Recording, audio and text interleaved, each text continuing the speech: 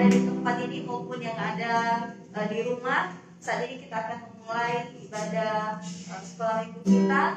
Namun sebelumnya kita tepuk semangat dulu ya. Masih ingat tepuk semangat? Masih. Oke, 1, 2, 3. Tepuk semangat.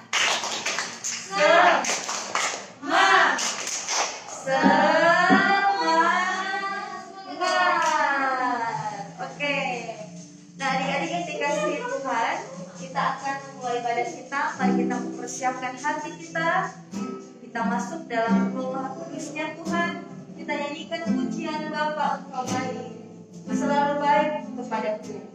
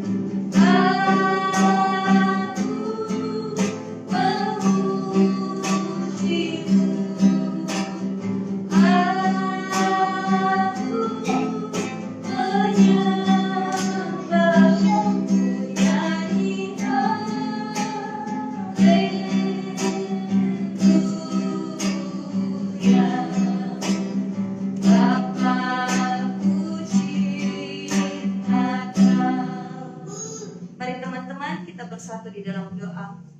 Bapa yang baik yang bertata dalam kerajaan surga, kami sangat bersyukur buat cinta kasih Tuhan dalam kehidupan kami, dalam penyertaan-Mu sampai kami boleh di tempat ini memuji memuliakan Engkau. Bapa di surga, Engkau pimpin kiranya ibadah kami anak-anak Tuhan yang telah berkumpul saat ini, yang bila kiranya jadi hanya karena nama-Mu saja yang Bapa.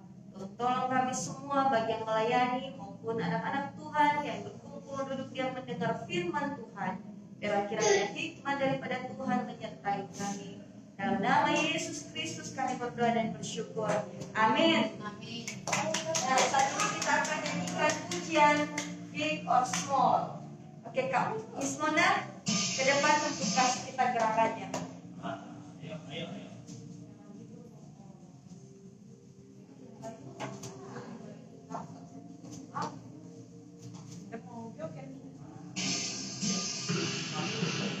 Ikuti Kak Mona ya.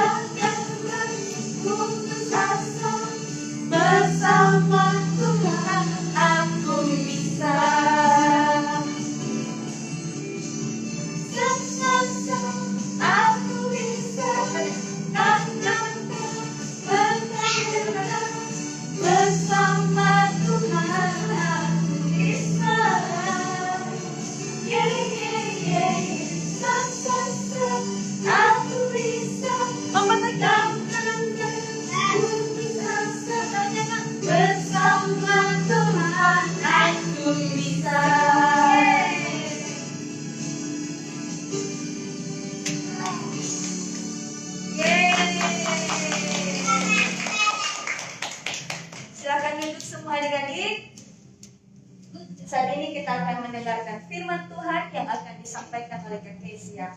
Kepada kakak kami persilakan. Sebelum kita mendengarkan firman Tuhan, Kak Jenny minta Ko Michael untuk pimpin kita di dalam doa.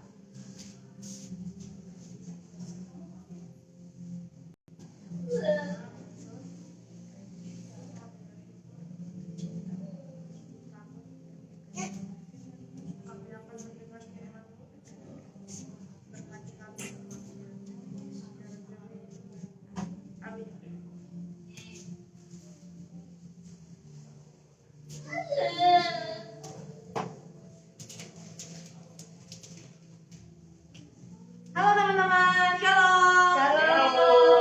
Halo semuanya, apa kabarnya hari ini? Luar biasa. Yes. Oke. Nah, teman-teman, minggu ini kita akan menyampaikan firman Tuhan dengan temanya adalah menyenangkan hati Tuhan melalui pujian penyembahan. Sama-sama kita baca dan kita ulangin ya. 1, 2, 3.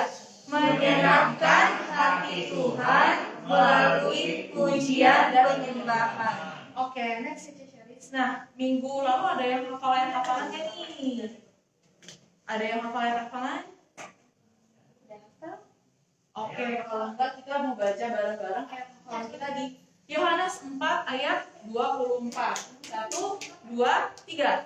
Allah itu roh, dan siapa menyembah Dia harus menyembahnya dalam roh dan kebenaran. Sekali lagi ya, kita mau baca sama-sama. 1, 2, 3. Allah itu roh, dan barang siapa menyembah Dia harus menyembahnya dalam roh dan kebenaran. Oke teman-teman, minggu depan nanti kita akan ada ayat hafalan lagi. Aku berharap kita semua nanti hafalin ayat hafalan ya. Oke, kita mau kasih tepuk tangan dulu dong buat kalian. Nah, minggu ini temanya mau diambil dari 1 Samuel 24 ayat 1 sampai 10. Ini bercerita tentang Daud dan Saul. Aku membaca di ayat 24 ayat 1 sampai 3, nanti seterusnya kalian baca ya. Di 24 ayat 1, ketika Saul pulang sudah memburu orang Filistin itu, diberitahukanlah kepadanya demikian. Ketahuilah Daud ada di padang gurun En-Gedi. Ayat 2. Kemudian Saul mengambil 3.000 orang. Berapa teman-teman? 3.000 yang terpilih dari seluruh orang Israel, lalu pergi mencari Daud dan orang-orangnya di gunung batu Panggilan. Di ayat 3, ia sampai ke kandang domba di tepi jalan. Di sana ada gua, dan Saul masuk ke dalamnya untuk membuang hajat. Tetapi Daud dan orang-orangnya duduk di bagian belakang gua itu. Ayat 24 bisa Gladys baca.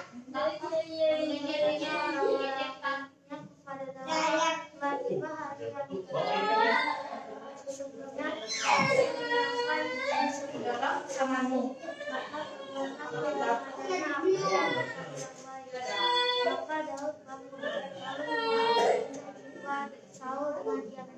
Ayat 25, kemudian berdebar-debarlah hati Daud karena ia telah memotong punca Saul.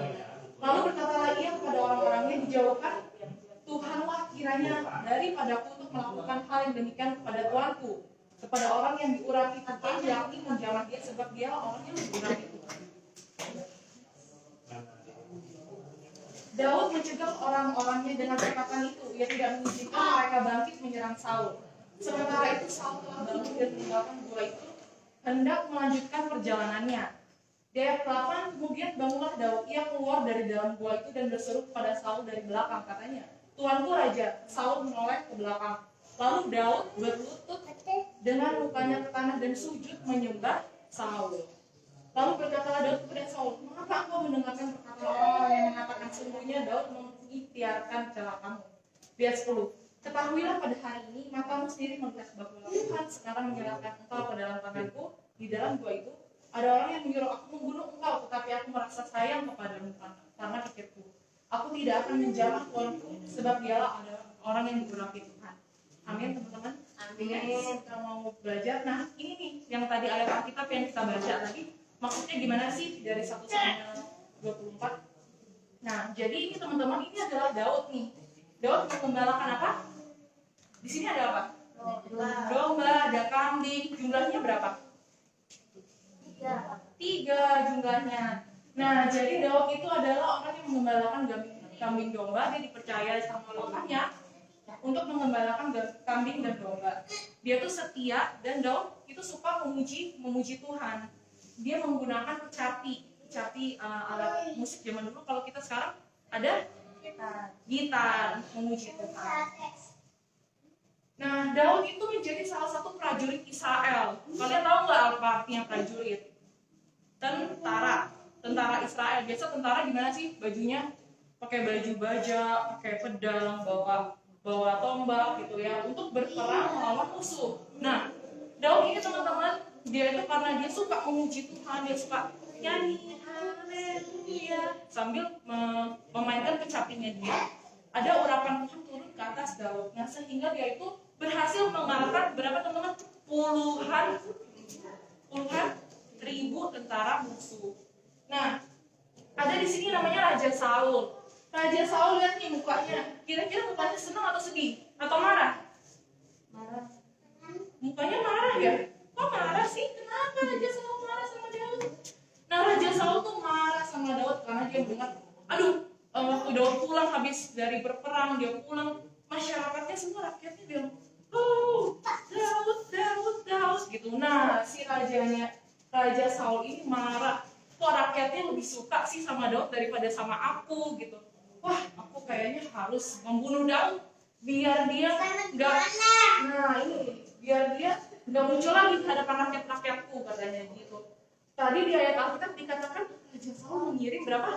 3.000 pasukan tentara. 3 itu orang yang dipilih untuk membunuh siapa? Wah, banyak banget kan teman-teman, 3.000. Semana ya, kita cuma berapa nih di sini? 20 orang, kurang dari 20 orang. Kalau 3.000 kira-kira orangnya semana? Satu ruangan muat gak? Gak muat, satu ruangan banyak banget teman-teman. Nah, Daud itu kasihan nih, dia bersembunyi, dia dapat kabar, aduh, aku mau dibunuh sama Raja Saul, katanya. Kira-kira kalau kayak gitu, Daud takut atau enggak? Takut gak Daud ini? Dia takut, dia bersembunyi loh teman-teman di gua, namanya Gua Adullam. Dia bersembunyi di dalam gua itu karena dia mendengar kabar kalau aduh, Raja Saul lagi cari aku nih, dia mau bunuh aku. Aku harus sembunyilah di dalam gua. Nah, kalau zaman dulu ya teman-teman, kita nggak bersembunyi di gua. Kalau zaman sekarang mungkin kita sembunyi di tempat lain ya. Nggak ada gua kalau zaman sekarang. Nah, ini Daud bersembunyi di dalam gua. Guanya gelap, guanya pasti dingin, nggak ada makanan di situ. Nah, waktu itu Raja Saul lagi jalan nih sama pasukannya, jalan. Terus pasukan-pasukannya itu bikin kemah di sekitar gua. Nah, Raja Saul nggak tahu di dalam gua itu ada siapa? Ada Daud. Nah, Raja Saulnya tiba-tiba di dalamnya lagi istirahat nih. Ceritanya dia membuang hajat, dia lagi istirahat di dalam gua. Nah, misalnya di sini kamu adalah Saul, aku adalah Daud. Aku di belakangnya Syaris di sini. Nah, dia lagi istirahat, dia lagi tidur. Bisa nggak aku membunuh dia dari belakang? Bisa. Langsung pingsan. Aduh. Bisa nggak kayak gitu dilakukan teman-teman? Bisa. Nah, tapi Daud ini adalah orang yang setia sama Tuhan. Dia nggak melakukan sesuatu yang buruk kepada Raja Saul. Daud memanggil Raja Saul. Ketika Raja Saul yang udah selesai istirahat, dia bangun, dia keluar dari gua. Tiba-tiba Daud panggil, Raja Saul gitu dari belakang. Wah, Raja Saul kaget, dia nengok ke belakang. Waduh, kok ada Daud di dalam gua itu gitu? Kata Raja Saul, kenapa ada Daud di dalam gua itu? Nah, Daud di sini hanya memotong sedikit bajunya Raja. Karena apa? Daud itu percaya bahwa Raja adalah orang yang diurapi Tuhan. Dia nggak berani tuh kayak gini tadi, mau bunuh gitu. Dia nggak berani. Dia hanya kasih bajunya dirobek, dipotong gitu, dipotong dikit aja sama Daud gitu. Karena dia percaya bahwa Raja Saul adalah orang yang diurapi Tuhan. Dia nggak berani macam-macam sama orang yang diurapi Tuhan, gitu teman-teman. Nah, di ayat 10, ketahuilah katanya kata Daud kepada Saul. Ketahuilah pada hari ini matamu sendiri melihat bahwa Tuhan sekarang menyerahkan engkau ke dalam tanganku. Tuhan menyerahkan Saul ke dalam tangannya Daud. Ada orang yang telah menyuruh aku katanya untuk membunuh engkau, tapi dilakukan nggak sama Daud? Nggak dilakukan. Hebat banget nggak teman-teman? Nah, tahu nggak teman-teman, kunci suksesnya Daud, dia tuh mengerti bahwa Tuhan itu akan selalu berpihak kepada orang yang suka menyenangkan hati Tuhan. Siapa yang di sini suka menyenangkan hati Tuhan? Siapa yang di sini suka menyenangkan hati Tuhan? Nah, kunci sukses Raja Daud ialah mengerti bahwa kemenangan sesungguhnya ada pada penyertaan Tuhan. Kalian tahu nggak, Raja Daud itu kan berakhirnya dia menjadi raja karena dia dipilih Tuhan untuk ditetapkan menjadi seorang raja. Dia punya pasukan, dia mau perang. Dia mau berperang melawan kota lain, melawan musuh-musuh. Tahu nggak teman-teman? Dia bagi loh, dia punya 2 tentara. Yang pertama, tentaranya khusus untuk ujian penyembahan. Satu lagi, tentaranya khusus yang bawa pedang, yang bawa pistol gitu, bawa pokoknya alat-alat perang ya teman-teman. Nah, di sini kenapa? Kok ada 2 sih? Karena yang pertama Daud yakin bahwa kalau ada pujian penyembahan, pasti hati Tuhan disenangkan. Nah, ketika hati Tuhan disenangkan, pasti Tuhan menyertai setiap apa yang dia lakukan. Nah, kesetiaan Daud itu membuat dia menjadi seorang raja. Daud tetap tekun memuji Tuhan. Sedangkan tadi Raja Saul, dia tuh sibuk, dia sibuk kayak dia mau bunuh Daud. Kenapa? Karena dia merasa terancam. Tapi Daud ngapain dia? Ya udah dia puji Tuhan aja, tapi Tuhan tetap tolong nggak? Dedek, kita membaca sama-sama ya teman-teman ya. Sini, 1, 2, 3. Allah adalah pribadi yang suka dipuji dan disembah. Ketika kita memuji, maka Allah hadir dan hatinya disenangkan oleh Puji-pujian kita.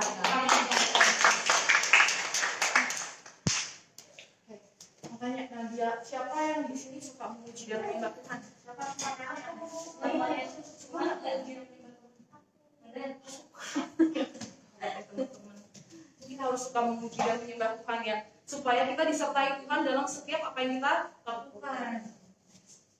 Nah, ini cuma mau bagi 2 poin hari ini.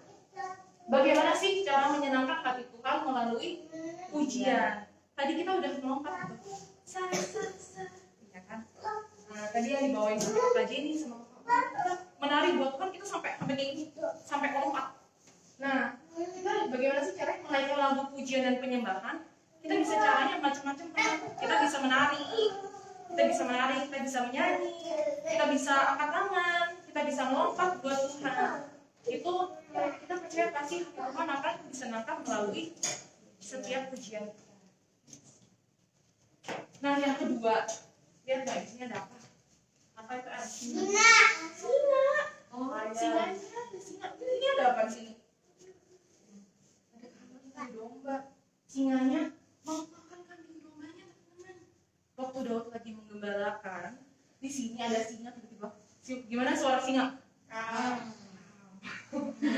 Gimana suara singa? Suara singa ngeri gak, teman-teman? Serem ya? Aduh, dombanya lagi lagi mau makan rumput, tiba-tiba ada suara. Aku takut. Aku juga takut mau dimakan dombanya sama singa. Nah, di sini Daud datang, dia menghadang dan dia merobek singanya itu untuk mengalahkan singa ini karena dia mau makan kambing domba yang dijagain sama dia. Nah, Dia sobek. ya ini udah kalah belum singanya? Udah ya? Udah kalah. Ini siapa? Daudnya ngapain diinjek singanya, diinjek? Gimana diinjek? Ikat singanya sama Daud. Nah, teman-teman tahu nggak kalau sekarang mungkin nggak ada binatang buas Yang datang sama kita tuh bukan binatang buas, teman-teman, tapi permasalahan seperti singa yang datang seperti kita adalah singa-singa yang zaman sekarang. Singanya bukan bentuknya singa, bukan bentuknya beruang, bukan bentuknya gajah yang gede datang tapi bentuknya kayak gini. Kita lagi cerita sama teman, kita lagi punya masalah pribadi, kita lagi nggak dapat nilai yang bagus. Siapa yang pernah dapat nilainya yang kurang bagus? Bagus terus, hebat tuh kok ya. Bagus terus pintar. Nah, mungkin singa-singa yang datang pada kita sekarang bukanlah singa yang ada suaranya kayak gitu, enggak. Tapi singa-singa ini yang kita konflik sama teman, konflik sama siapa yang suka berantem dia nangis ya, nangis dia nggak dapat nilai bagus gitu, sedih nggak? Sedih. Nah, tapi kita mau belajar di setiap apapun, kalau kita lagi menghadapi singa-singa ini, kita harus tetap memuji. Kita harus tetap memuji tuh, memuji Tuhan di segala kondisi keadaan kita. Kita mau baca satu kali lagi ya. Kita mau baca yuk. 1, 2, 3. Apabila kita melibatkan Tuhan di setiap musim hidup kita dengan cara menyenangkan hati Tuhan, maka Tuhan akan selalu menolong Dan menyertai anak-anak. Ada amin di sini? Amin.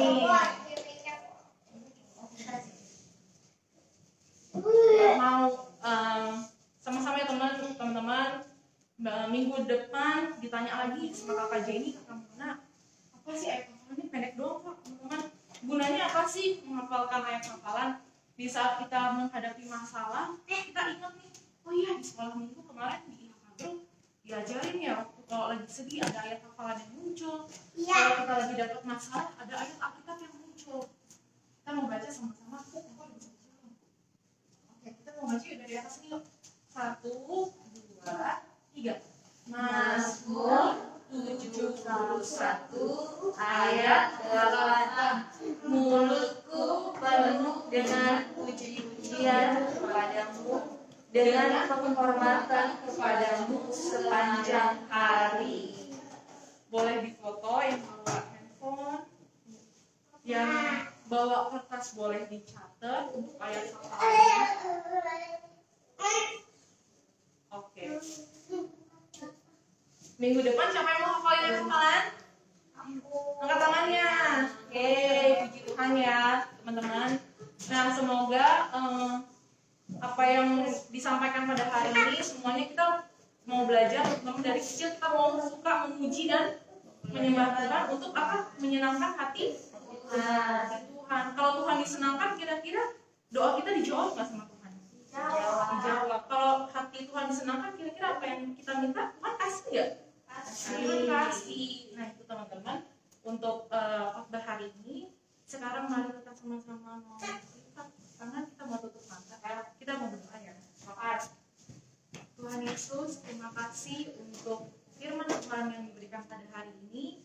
Kiranya biarlah dapat bertumbuh di hati anak-anak Tuhan, dan kami dapat menjadi pelaku firman Tuhan dalam kehidupan kami setiap hari. Kami mau belajar untuk kami dapat memuji, kami dapat menyembah Engkau di segala kondisi kehidupan kami, Tuhan. Terima kasih Tuhan.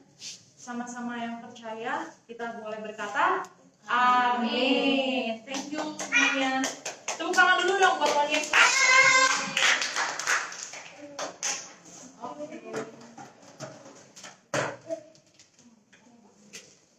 Thank you. Terima kasih untuk firman Tuhan yang telah disampaikan oleh Kak Felicia. Kiranya kita semua menjadi anak-anak Tuhan yang suka menyenangkan hati Tuhan melalui puji-pujian penyembahan kita. Amin. Amin. Nah, jadi saat ini kita akan mengumpulkan persembahan kita dengan kasih Kristus, Kak Sasa ya, untuk mengumpulkan persembahan Kak ladies. Sebelumnya kita berdoa dulu.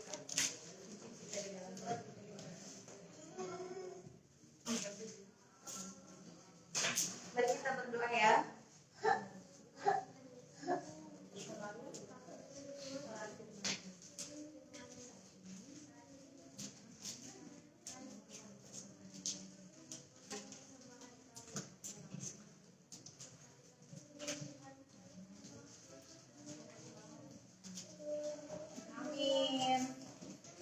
dari tubuh setempat segala macam persembahan. Yang mana yang berkati teman-teman.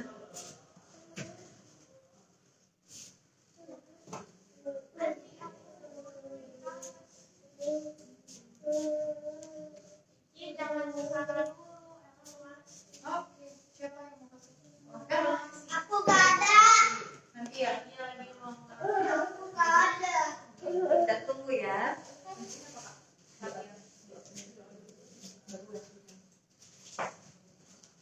Ayari dia. Oke. Nah, saat ini kita akan mengakhiri ibadah kita di hadapan Tuhan. Kita akan berdoa kepada Tuhan. Dalam hal ini kita akan dipimpin oleh Kak Mona. Kepada Kakak Mona, kami silakan untuk memimpin kita di dalam doa. Baik, adik-adik sekalian, mari kita akhiri ibadah kita pada hari ini. Semoga firman Tuhan yang kita dengarkan menjadi terima dalam kehidupan kita. Kita berdoa, tutup mata, lipat tangan. Tuhan Yesus, kami bersyukur pada pagi hari ini kami telah mendengarkan firman-Mu dan telah kami nyanyi puji-pujian untuk Tuhan. Kiranya menjadi hormat dan kemuliaan nama Tuhan. Terima kasih juga Tuhan buat Kak Jisha yang sudah memberitakan firman kepada anak-anakmu pada pagi hari ini. Kiranya Engkau berkati dan semakin Tuhan tambahkan berkat-Mu dalam setiap pekerjaannya. Bapa di surga, berkati anak-anak-Mu IHK Group saat ini Tuhan, supaya anak-anak ini semakin hari semakin kenal Engkau lebih dalam, dan juga berkati semua orang tua mereka. Kiranya berkat Tuhan melimpah dalam kehidupan keluarga mereka. Terima kasih Tuhan, kami akan akhiri ibadah kami hari ini. Segala puji dan hormat hanya kepada-Mu. Dalam nama Yesus kami berdoa. Amin. Amin.